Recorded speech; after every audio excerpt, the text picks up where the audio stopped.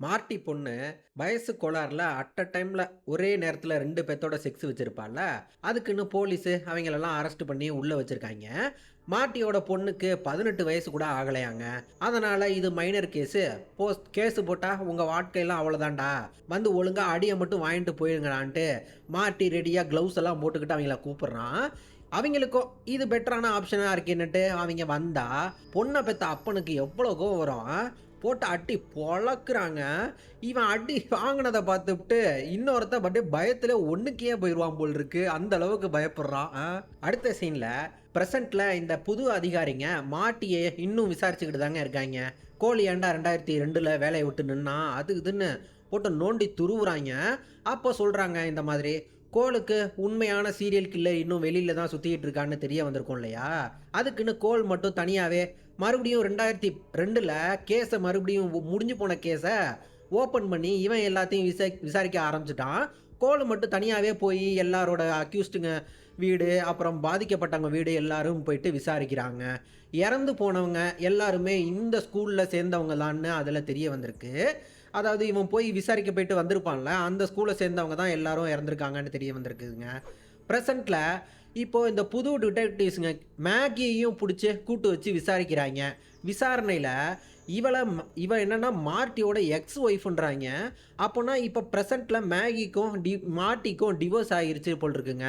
அப்புறம் இவங்க 2002ல கோலு மார்ட்டிக்கும் நடுவுல என்னதான் சண்டை நடந்துச்சு? ஏன் கோலு வேலைய விட்டு நின்னான்? அப்படி இப்படின்னு தான் புருஷனுக்கும் அவனோட பார்ட்னருக்குமான இந்த தொடர்ப பத்திலாம் கேட்டு பார்க்குறாங்க. இவ பெருசா வாயவே தொறக்க மாட்றாங்க. கோலு நல்லவன் தான்ட்டு இருக்கா.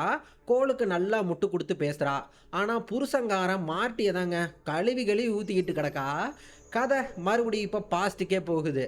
அங்க இவரு எபிசோட் 1ல, அதாவது சீசன் 1ஓட எபிசோட் 1ல பார்த்துருப்போம்ல. சர்ச்சு பாதிரியாரா நம்ம பார்த்துருப்போம்ல. இப்போ ஆளு நல்லா குடி கஞ்சான்னு கிடக்காப்புல. என்னன்னு விசாரிச்சா இவர் அந்த ஸ்கூல்ல தாங்க ஃபாதரா ரொம்ப நாளா வேலை பார்த்துட்டு இருந்திருக்காப்புல. ஆனா ஸ்கூல் லைப்ரரியில இவர் ஏதோ முக்கியமான புக் எடுத்து படிச்சுக்கிட்டு இருக்கப்போ புக்குலேருந்து குழந்தைங்கள்லாம் அம்மனமான நிலையில இருக்கிற மாதிரி ஃபோட்டோவெல்லாம் விழுந்திருக்கு. இவர் அந்த ஃபோட்டோவை எடுத்துட்டு போய் மேல் இடத்துல காட்டி என்ன ஏதுன்னு கேட்டா இவரையே மிரட்டி வேலையை விட்டு தூக்கிட்டாங்கங்க. அதுக்கப்புறம் இவர் ஒரு லாரியை வேற விட்டு ஏற்றிவிட்டு ஒரு காலையே ஊனமாக்கி விட்டுட்டாங்க. அதாங்க ஆள் இப்படி கடவுளை நம்பினவர், அதுவும் சர்ச்சு ஃபாதராகவே இருந்தாலும் அந்த கடவுள் அநியாயத்தை தட்டி கேட்காம, அதுவும் தனக்கு ஒரு ஆபத்துன்னு வர்றப்போ இவ்வளோ நாள் இந்த கடவுளுக்கு ஊழியம் செஞ்சவரை அந்த கடவுள் கையை விட்டுருச்சு இல்லையா? அநியாயத்தை பார்த்துக்கிட்டு சும்மா இருப்பாருன்னா அப்படி எதுக்கு அந்த கடவுள் இருக்க முடியும்? எதுக்கு அந்த கடவுள் அப்படின்னு ஆளு கடவுள் நம்பிக்கையை விட்டுட்டாருங்க. இங்கே அப்புறம் கோலு விசாரணையில் வித்தக்காரன் இல்லையா, இந்த பொண்ணை விசாரிக்கிறாருங்க. இவன் என்னன்னா தன்னோட சொந்த குழந்தையவே கொண்டு இருக்காங்க. என்னன்னா இவன் மதப்படி, அதாவது மத ரீதியான நம்பிக்கையின்படி காண்டம் வந்து யூஸ் பண்ணக்கூடாதான். யூஸ் பண்ணால் அது வந்து சின்னாமா பாவ செய்யலாமா.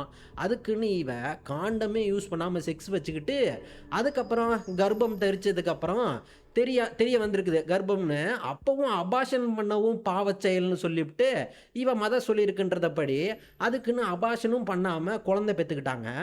ஆனால் குழந்தை பிறந்ததுக்கு அப்புறமா 30 நாள் கழித்து இவளாவே தாம் பெத்த குழந்தைய மூச்சை நிறுத்தி அப்படியே அப்படியே மூக்கை மட்டும் அப்படியே மூச்சை நிறுத்தி அப்படியே கொன்னுப்ட்டா.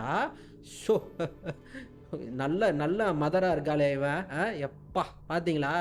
நம்மளும் பொண்ணுன்னாலே நல்லவங்க, பாவப்பட்டவர்கள், சாதுவானவர்கள், அப்பாவிகள்லாம் நினைப்போம் இல்லையா? பார்த்தீங்களா இங்கே கோலு அவன் பொண்ணுக்கு இன்னும் பார்க்காம அவள்கிட்ட மூஞ்சுக்கு நேராக சொல்லி போடுறான், நீ பெத்த குழந்தைய நீயே கொன்னதால நியூஸ் பேப்பரு அதை பார்த்த மக்கள், ஜெயிலில் இருக்க கைதிங்கன்னு எல்லாரும் உன்கிட்ட கொடூர மதமாக நடந்துப்பாங்க. ஸோ நீயாவே ஜெயிலில் உன்னை நீயே கொன்னுக்கக்கூடிய ஆப்பர்ச்சுனிட்டி எதுவும் கிடச்சிதுன்னா நீயே கொன்னுக்கன்னு சொல்லிவிட்றாப்புல. கோலு இவள்கிட்ட இப்படி உண்மையை அழகாக போட்டு பேசியே போட்டு வாங்கினதால அவன் சீஃபும் இவளை பாராட்டிட்டு போகிறாரு, குட் ஜாப் அப்படின்ட்டு. அவர் போனதுக்கப்புறம் மார்ட்டிகிட்ட பேசுகிறாப்புலங்க. அங்கே கோலுக்கு கடைசியாக ஒரு பொண்ணை மாமா வேலை பார்த்து சேர்த்து வச்சுருப்பாங்கல்ல, ஆள் ரொம்ப நாளாக அவள் கூடவே வாழ்ந்துவிட்டு அந்த பொண்ணையும் கடைசியாக ஆள் துரத்தி விட்டுட்டாருங்க.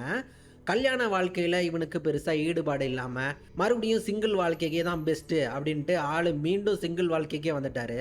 கோலு சைக்கோ கொலைகாரனை பிடிக்கிறதுல தனியாகவே விசாரணை எல்லாம் பண்ணுறான்ல, அதுக்குன்னு இவனாவே மாட்டிட்ட போயிட்டு நீயும் வந்து ஹெல்ப் பண்ணேன்டா அப்படின்ற மாதிரி கேட்கறதுக்கு கூட இவனுக்கு அவ்வளோ ஈகோ இருக்குது மனசுக்குள்ள.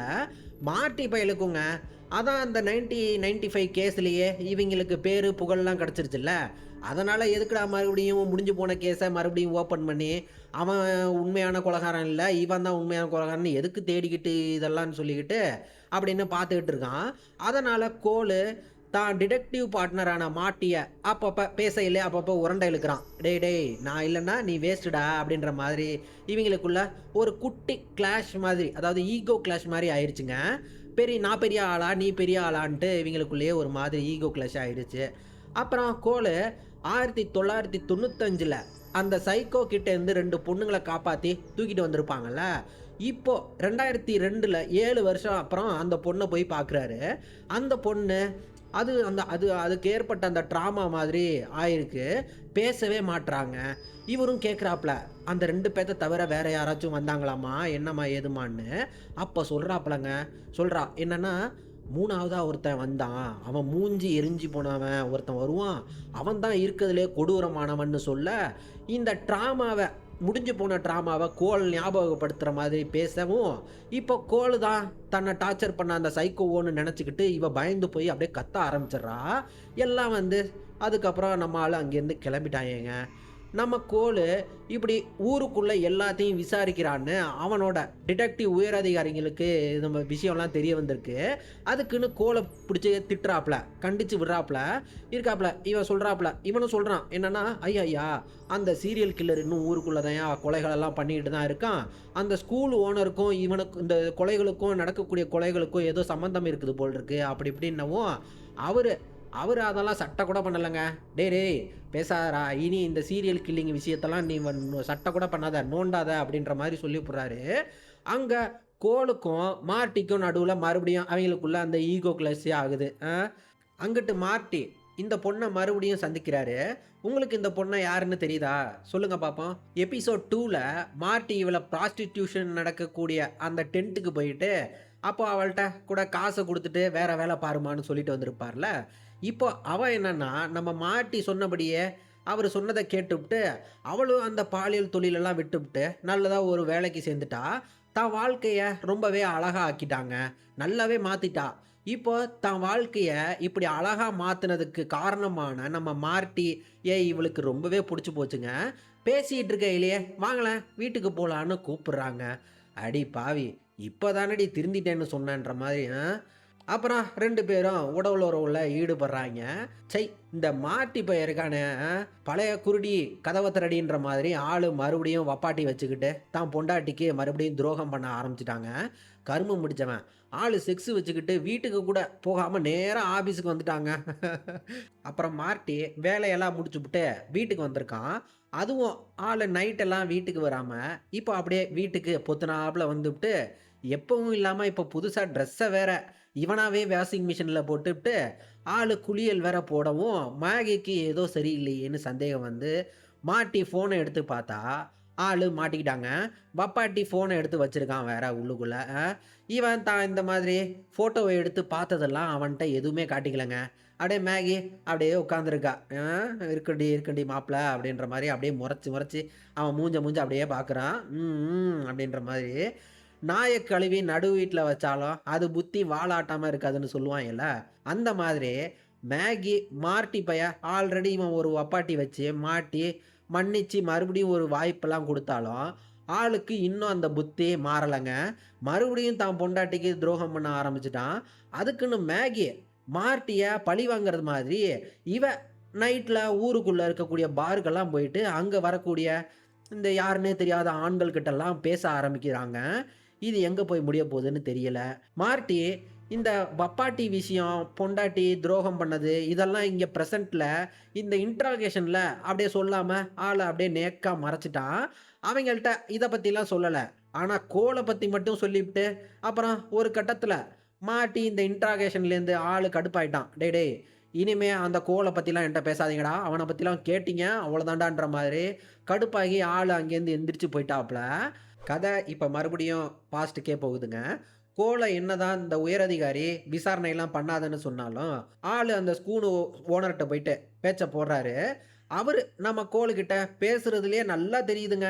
இவருக்கும் அந்த கொலைக்கும் ஏதோ லிங்க் இருக்குன்னு. அவரு என்னன்னா, "ஏய் ஏய் தம்பி இங்க வாப்பா. சார கூப்ட்டு போய் நம்ம ஸ்கூல்ல இருக்கக்கூடிய பழைய டாக்குமெண்ட்ஸ் எல்லாம் இருந்தா எடுத்து காட்டு" அப்படின்ட்டு அப்படின்ற மாதிரி. எப்படின்னா உங்களுக்கு புரியுதா நான் சொல்றது? எப்படின்னா, இவரு எப்படி பேசுறாப்லன்னா, அதாவது "ஆமான்டா நான் தான் கொலைய பண்ணேன். உன்னால என்னடா பண்ணிற முடியும்? ஆஃப்டர் ஆல் நீ வெறும் ஒரு டிடெக்டிவ்ன்ற மாதிரி நல்லா அதிகார திமிருல பேசுறாருங்க. ஆளு பெரிய இடத்த சேர்ந்தவன்றதால, நம்ம கோலாலயும் இத சட்ட ரீதியா தான் கொண்டு போக வேண்டியதா இருக்குது. அங்கிட்டு மார்ட்டி, தான் பொண்டாட்டிக்கு துரோகம் பண்ணிட்டோமேன்னு வருத்தத்துல, அப்படியே கார்லயே வருத்தத்தோட இருக்க, அப்போ வப்பாட்டி கால் பண்றாங்க. இவள்ட்ட மார்ட்டி ஃபோன் பேசுறா. ஆனா நம்ம ஆளால பேசவே ஒரு மாதிரி திணர்றாப்ல. இருந்தாலும் வேணாண்டி, நோன்னு சொல்ல முடியல ஆளால.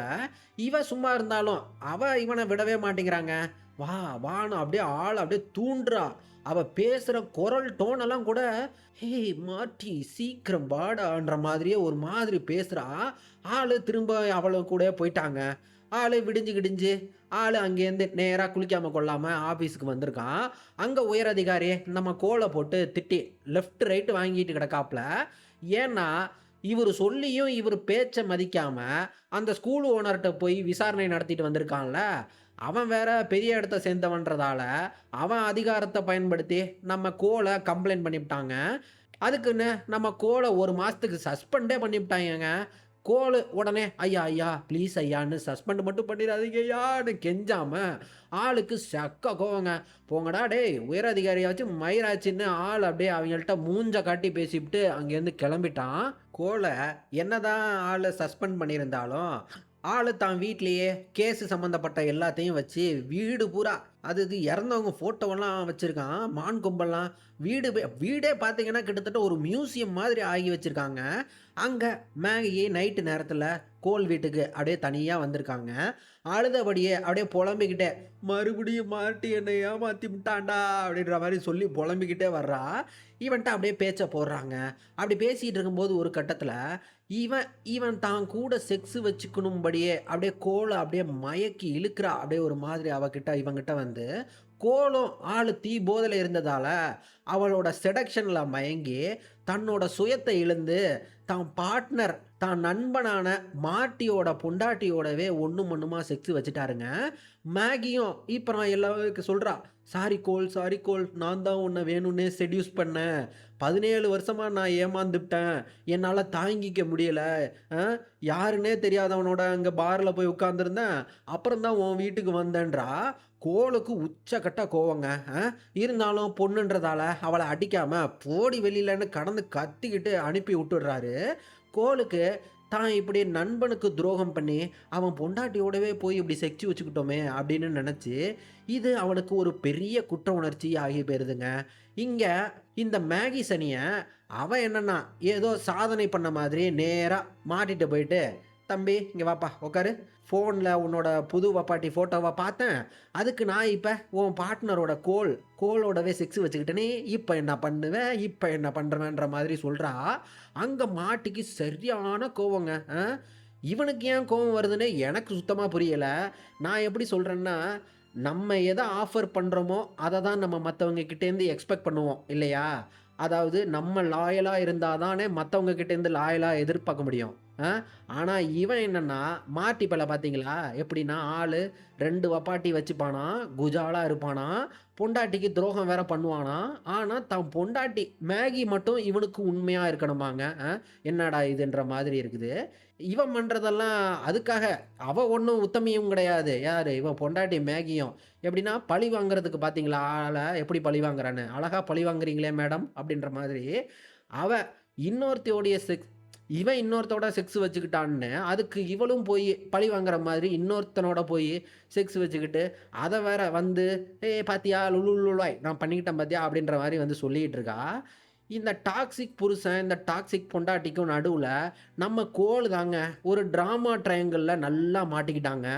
மாட்டி மறுநாள் தான் ஆஃபீஸ்ல பொண்டாட்டி பண்ணத நெனச்சு சரியான கோவத்துல அப்படியே டேபிள்லயே உட்கார்ந்திருக்கான். அங்கே கூட வேலை பார்க்குறவன் வந்து, "டேய் என்னடா கோலு வெளியில் நிற்கிறான், அவன் சஸ்பெண்ட் ஆகிட்டான்றது கூட தெரியாதா அவனுக்கு?" அப்படின்ட்டு போயிட்டுருக்கான். மார்ட்டி கோவத்தில் அப்படியே எந்திரிச்சு போகிறாங்க. நல்ல வேலையாக போகிறப்ப கன்னு எல்லாத்தையும் டேபிள்லேயே வச்சுவிட்டு தாங்க போகிறான். ஆஃபீஸ் வெளியில் அப்படியே ஓடி வந்து அப்படியே கோலுக்கு ஒரு ஸ்பேரை போட்டு விட்டுவிட்டு மாட்டி கோல பயங்கரமா அடிச்சிடுறாங்க ஒரு கட்டத்துல. ஆனா ரஸ்ட் கோலு மாட்டிய திருப்பி அடிக்கலங்க. அவன் பேச தான் பார்க்குறான். "டேய் டேய் டேய் இருடா சொல்றத கேளுடா" அப்படின்ட்டு. ஆனா இவன் போட்டு வெளுத்து வாங்கிடுறாங்க.